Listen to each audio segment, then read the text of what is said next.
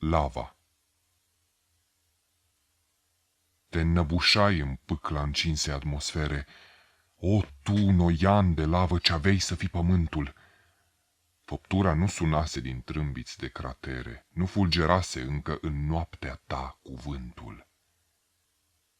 Ce surdă clocotire, ce înceată așteptare sub aburii roșiateci, sub aburii de fier, când înspre noi tărâmuri vroiai o revărsare, când oprimat de umbră tu presimțeai un cer.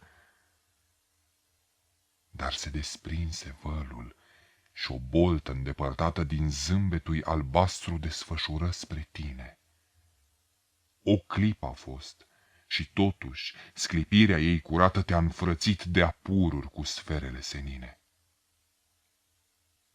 De atunci spre o altă lume fluidă-ți formă tinde. Cu slava întrevăzută un dor fără de sațiu ar vrea să te împreune. Și ca s-o poți cuprinde, tentacule lichide îți adâncești în spațiu. Poezii publicate în periodice. Elan. Sunt numai o verigă din marea îndoire, fragilă, unitatea mi-e pieritoare. Dar un roi de existențe din moartea mea răsar și adevăratul nume ce port e unduire. Deci arcuit sub timpuri, desfășur lung țesut de la plăpânda iarbă la fruntea gânditoare, și blondul șir de forme urcând din soare în soare, în largurile vieții revarsă un trecut. Din călătoarea undă, din apele eterne îmi însușesc vestmântul acelor care mor, și înnoit și ager alerg, subtil fior, prin săli orgolioase ori umede caverne. Și astfel, în pământuri croindu-mi vaste porți, spre ritmuri necuprinse de minte vreodată, aduc în altei cumpeni povara mea bogată, de atâtea existențe și tot atâtea morți. Munții. Posomorâta lor înlănțuire nu e decât un spasm încremenit, supremă încordare de granit, rămasă dintr-o altă întocmire. De mult, când dorul lor nebiruit îi logodi cu vasta strălucire, un braț semeț au repezit spre fire, dar gheața înălțimii l-a împietrit. Și în vreme ce, cu un gest de renunțare, atâtea stânci expiră în vijelie, șuvoiul apei neîncăpătoare, șerpuitoarea formă veșnic vie, prin necuprinsa zărilor câmpie se îndreaptă către mări odihnitoare. Copacul. Hipnotizat de adânca și limpede lumină a bolților destinse deasupra lui, ar vrea să sfarme zenitul și înnebunit să bea prin mii de crengi crispate licoarea opalină. Nici vălurile nopții, nici umedea perdea de nouri nu-i gonește imaginea senină. De-un strălucit albastru viziunea lui e plină, oricât de multe neguri în jurul îi vor cădea. Dar când augusta toamnă din nou îl înfășoară în tonuri de crepuscul, când toamna prinde iară sub casca lui de frunze un rod îmbelșugat, atunci, intrând în simpla obștească armonie, cu tot ce-l limitează și leagă, împăcat în toamna lui, copacul se înclină către glie. Banchizele. Din aspra contopire a gerului polar, cu verzi și stătătoare pustietăți lichide, sinteze transparente de străluciri avide, zbucnesc din somnorosul noian originar. Mereu rătăcitoare, substratul lor închide tot darul unui soare roșiatec și avar, apoi, de-a lungul nopții, tot aurul stelar și toată înflorirea reflexelor fluide. Iar când târziu, prin trude îndelungi și fir cu fir au strâns în năr de gheață un fabulos ofir. Iluminate, pline de spornica lor muncă, pornesc să-și întrunească ascunsele comori și peste mări de umbră și liniște aruncă efluviile unor neprihănite zori. Pentru marile Eleusinii. Când calda strălucire a lunilor toride va prinde să decline, când soare potolit spre golfuri de întuneric va luneca trudit, își va rosti chemarea din nou Eumolpide. La vorba lui, pătrunsă de un tăinuit fior, tu vei ghici durerea zeiței pământene și plânsetul fecioarei, ce câmpurile teene e dat mult timp să ude în roa ochilor. Și în toamna somptuoasă de purpură și nacru, în toamna unde seara încheagă tonuri vii, prin surda picurare a orelor târzii îți vei purta tristețea încet pe drumul sacru. Nocturne bolți vor ninge din slăvi misterul lor. Ți s-o răsfrânge în suflet tăria îngândurată, iar sfânta ta durere va trece legănată în ritmuri largi și grave de cortul sferelor. Pe Calihor, în templul încins de roci calcare, acolo te așteaptă cu cernic dorul meu. Acolo vei ajunge în marea noapte, greu de gânduri, de neliniște, de adâncă înduioșare. Mă vei urma. Cuvântul va legăna domol povestea fără nume a nunții subterane. Uimit îi vei cuprinde supremele arcane din culmi nebănuite și limpezi de simbol. Iar când topit în apa adâncilor mistere, zeiței ctoniene întreg te vei fi dat, cu mâini îngemănate și gând cutremurat îți voi aduce iarba culeasă în tăcere. Panteism. Vom merge spre fierbintea, frenetica viață, spre sânul ei puternic cioplit în dur bazalt. Uitat să fie visul și zborul lui înalt, uitată plăsmuirea cu aripe de ceață. Vom coborî spre calda, impudica cibelă, pe care flori de fildeș ori umed putregai își învrățesc de avalma teluricul lor trai și vom cuprinde coapsa fecundă de femelă. Smulgându-ne din cercul puterilor latente, vieții universale adânci ne vom reda, iar nervii noștri, hidră cu mii de guri, vor bea interioara-i mare de flăcări violente. Și peste tot, în trupuri, în roci fierbinți, orgie de ritmuri vii, de lavă, de freamăt infinit, cutremurând vertebre de silex ori granit, va hohoti imensă vitala histerie. Arca. Înturburat un suflet am construit o arcă, informă nălucire de biblic corăbier, și turme întregi de gânduri pe puntea ei se îmbarcă, noroade întregi plecate puternicului cer. E vremea să se abată mânia lui. O ploaie de stropi rigizi întinde zăbrele de oțel. Corabia aleargă. În negura greoaie corabia se înclină și aleargă fără țel.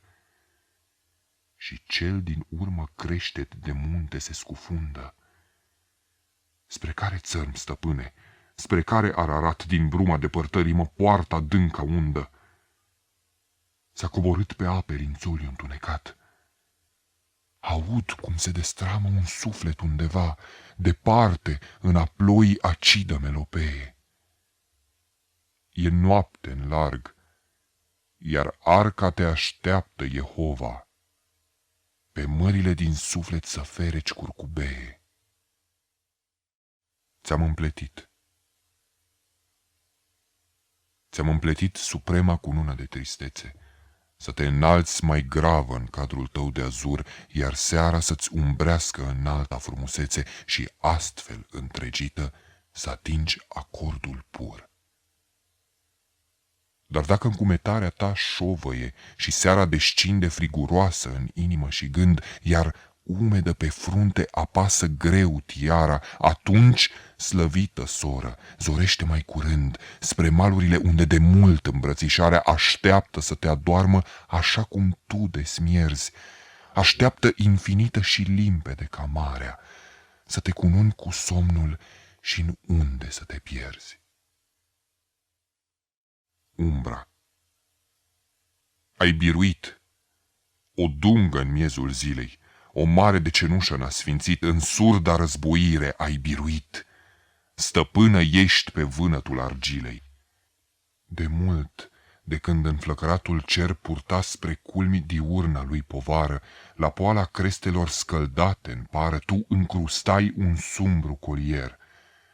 Un promontor dințat sau un ogivă de pe atunci rupea cutezător din pajiște, dar sub al zilei zbor te spulberai putere corosivă.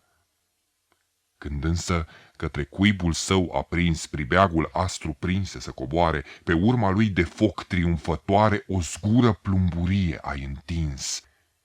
Ea mușcă din pășune și din tină, se împlântă adânc și neînduplecat în câmpul până atunci transfigurat de calda revărsare de lumină.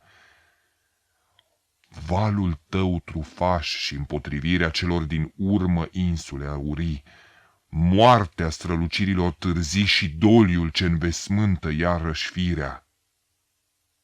Căci nu e loc unde să nu fi pus temeinic gheara ta neîndurat-o, câmpia vastă ai înveninat-o și în curând nu va mai fi apus. Te uită, zările se împreună, un ocean, talazul tău cernit. Când, umbră, sub zenitul poleit te vei preface în mistic clar de lună? Dionisiacă. Plecați-vă în cuget cucernic și sfios. Vă spun, e aproape timpul de apururi sfânt când iară biruitoare Brimo va naște pe Brimos. Și îl veți vedea, slăvitul sub verdea lui tiară de iederă brumată și smilax înflorit. Fântâni adânci de viață în steiuri va deschide și veți cunoaște în trânsul extazul infinit. Iar cetele, stufoase de tirse și nebride, vă vor purta pe întinse nisipuri și dumbrăvi, veți colinda prundișuri fierbinți, veți trece ape și munți pentru a vă pierde în negrăite slăvi. Vă spun, dăruitorul beției e aproape. Dar ascultați cum crește ascuns sub orizont tumultul surd de glasuri mereu mai tunătoare, se clatină în tremur al înălțimii tron. Și iată, înspumata, sălbate ca splendoare, o nesfârșită hoardă și hohotul sonor, un viu puhoi coboară colinele Heladei, un clocot peste care strident străbătător vibrează înfricoșata chemare a Menadei. El, aprinsa torț al cărei scrum sunteți în vinul desfătării, aleargă să vă scalde, în vinul viu și tare al noii sale vieți. Mulțimi prinse în vâltoarea efluviilor calde, o voi înfiorate noroade, la pământ! Zdrobiți centura ființei, topiți-vă cu glia, iar peste lutul umed și trupul vostru frânt, enorm și furtunatic, să freamă de orgia. Nice. Războinic dur și aprig cuceritor de zări. Să fi întreprins asaltul temutelor portale, purtând înfrigurată mândria forței tale, mai sus și mai departe, spre noi evaluări.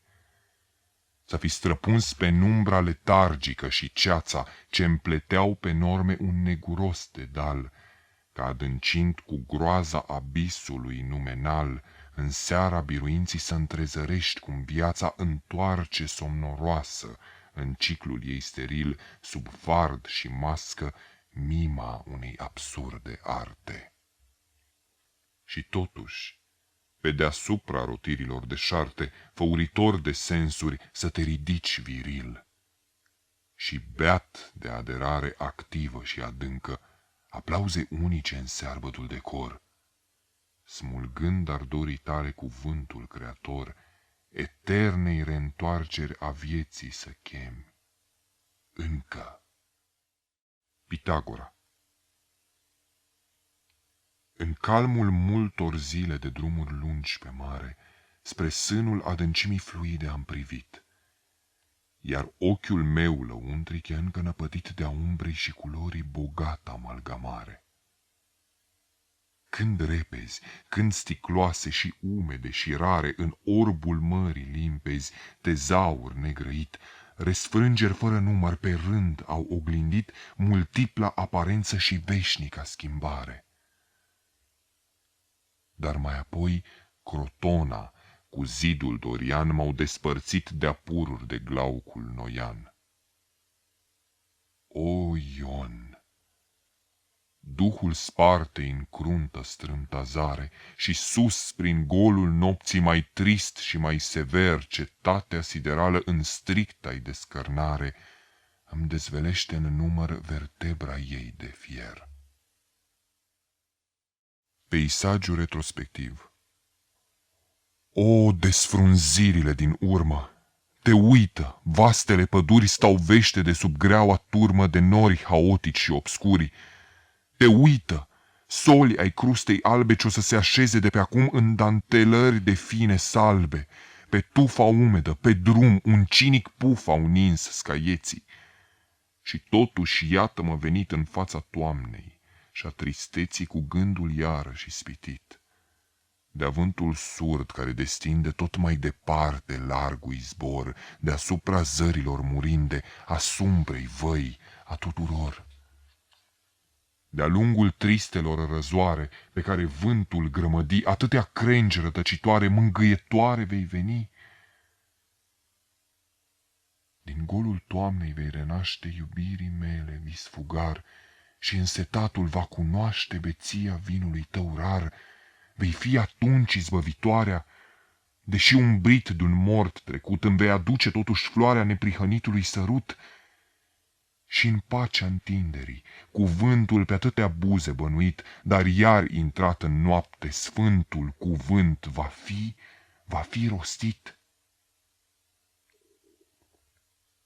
Miraj fluid, formă fugară, străbate surele poteci șerpuitoare și coboară în toamna vânturilor reci. Dorința mea îți va aprinde ardori ce nu se pot grăi și în ciuda umbrei ce se întinde ne vom iubi. Ne vom iubi până când anii vor așterne în colb mărunt argintul lor, până când, greu de ierni eterne, slăvitul prinț al orelor va obosi să mai adaste ivirea ultimilor sloi și bolta nopții sale vaste va încovoia și peste noi. Fulgi. Cad fulgii șovăielnici în stoluri fără număr, din nevăzute urne ei cad pe albul umăr al dealurilor prinse de o crustă argintie. O știri de nori aleargă. Ce surdă simpatie, nori turburi, nori metalici spre voi întins mă poartă. Ați prefăcut în domuri de argint natura moartă și ați pus în peisagiu un nou fior de viață, voi blocuri mohorâte, convoi de obscură ceață. Tot plumbul meu din suflet, o forme călătoare, cu voi să se topească în gânduri de ninsoare, căci iată, vine vremea când albe împietrite pe gând de scăleca vor zăpezi neprihănite. Cad fulgii șovăielnici, așa cum în poveste cad stropi de piatră scumpă, ușor și leneș peste un strălucit războinic, cuprins de vrajă adâncă. Asemenea câmpiei, sub cerul vânăt încă, ținuturi ale minții, lăsați să vă împresoare, lăsați să cadă într-una din neaua altui soare, ce veșnic brațul ritmic al timpului aruncă. Cad flori de argint, de spumă pe lunga în sărbătoare, și vânturi potolite întinsurile alintă, și fluturi albi se adună în pâlcuri orbitoare. O, suflete, ca lunca te îmbracă în iasintă. Cucerire. De-a lungul nepăsării acestei reci naturi, spre nevăzutul unde arpegii de fanfare desfac în foi sonore o limpede chemare, vom merge în armură de fier, întinși și duri. Ca nu cumva sub dârza trufie ostășească să se adune umbra sau plumbul unui nor, vom încrusta viziunii aprinsul cohinor și vom lăsa ca focul de ochi să ne orbească.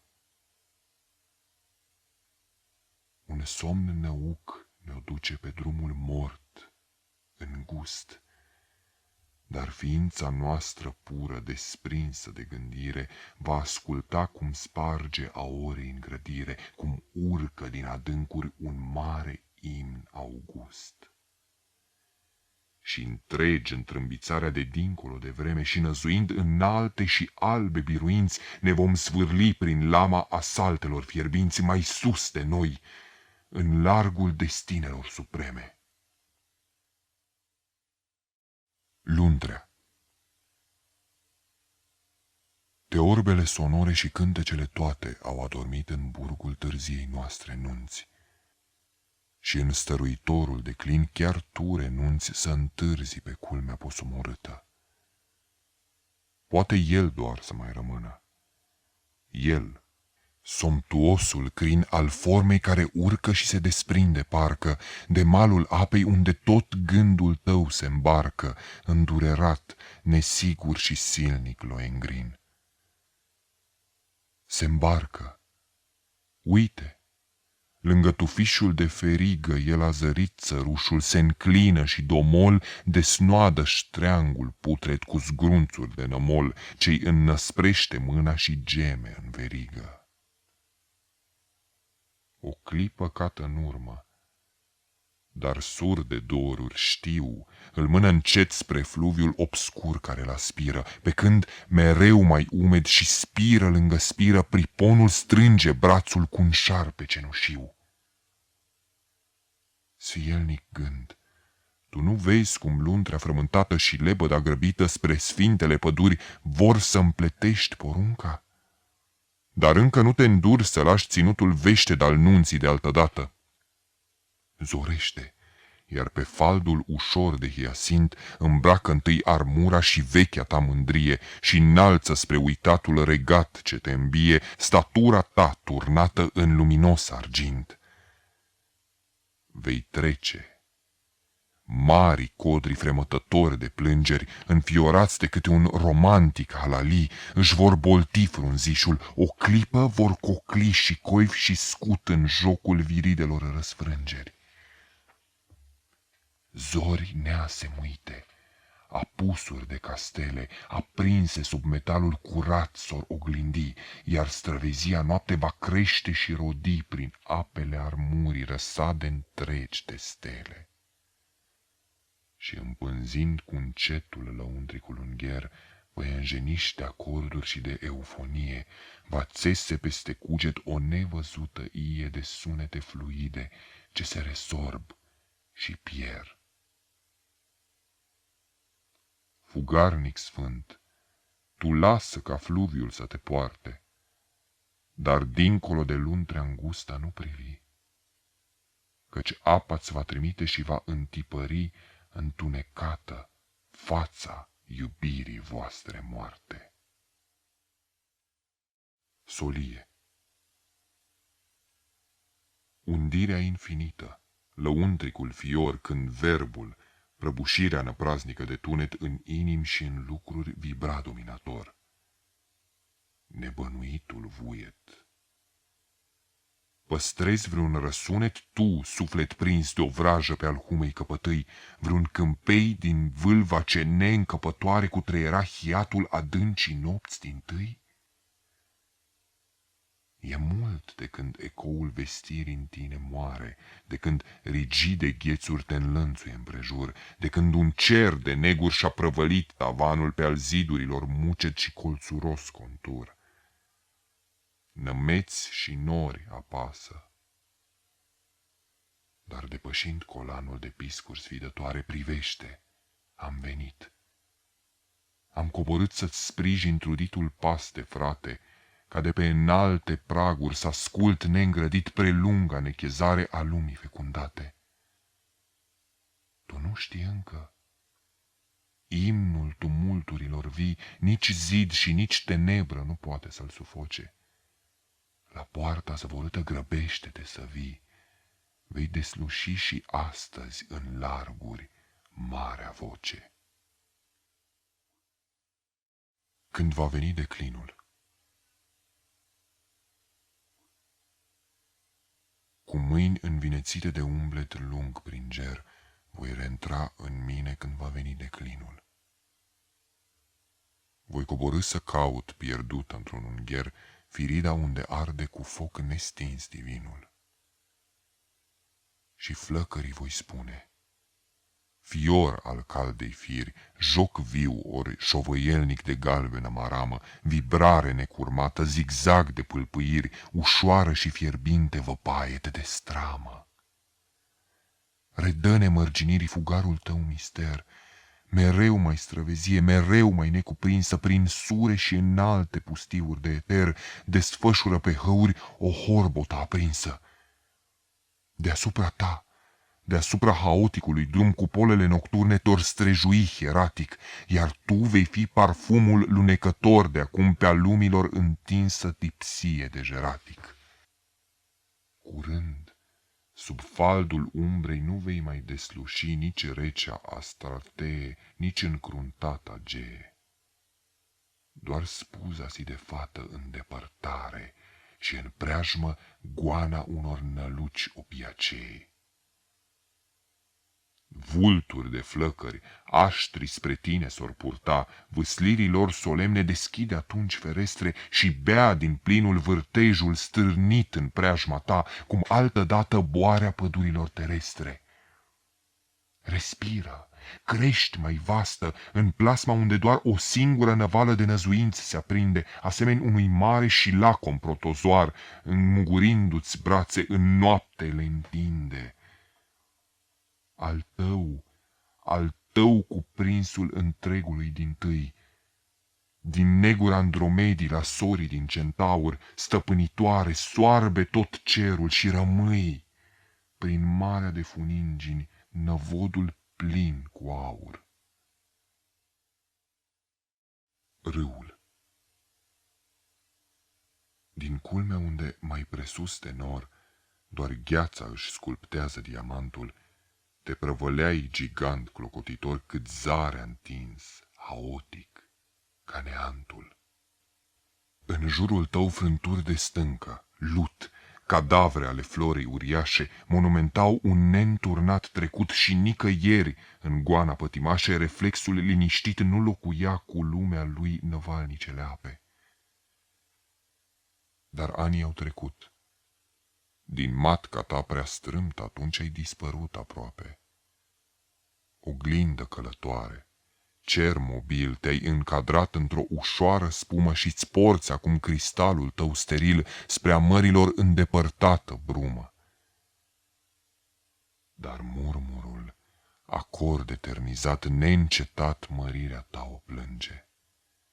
Și întregul tău trecut pietrificat în unda potolită se răsfrânge.